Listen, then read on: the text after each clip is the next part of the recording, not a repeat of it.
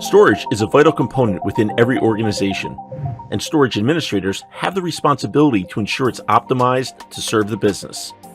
For these teams, it's not uncommon for a support ticket to be raised stating that the storage is slow. When intermittent performance issues like this arise, it's often difficult to determine the cause.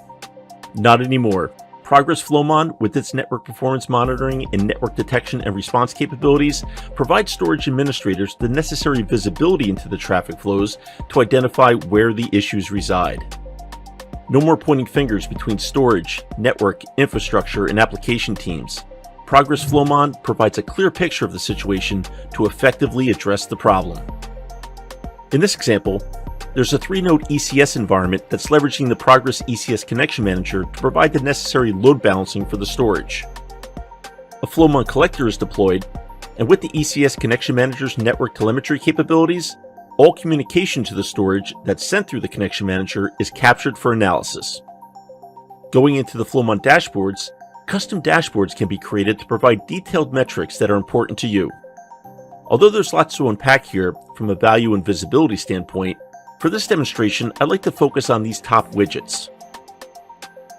With these widgets, you can visualize the baseline of the performance on both the application side, the traffic between the systems accessing the storage and the load balancer, and here on the storage side, we can see the performance between the load balancer and the storage nodes themselves.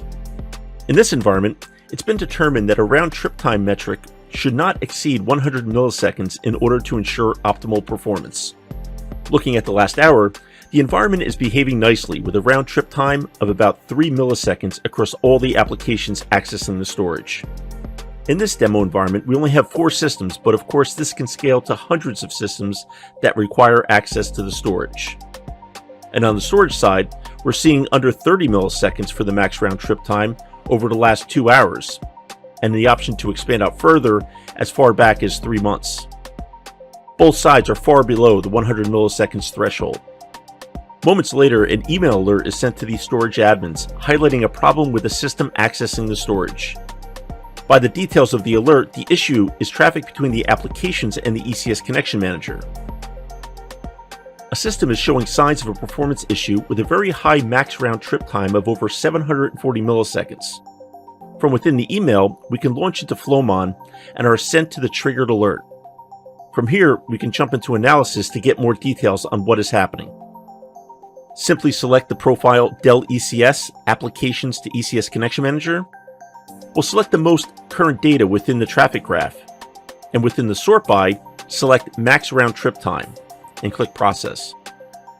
And clearly, we see the delay is between the Media O2 system and the ECS Connection Manager. All other applications are behaving as expected, so it's unlikely that this is a storage or network issue.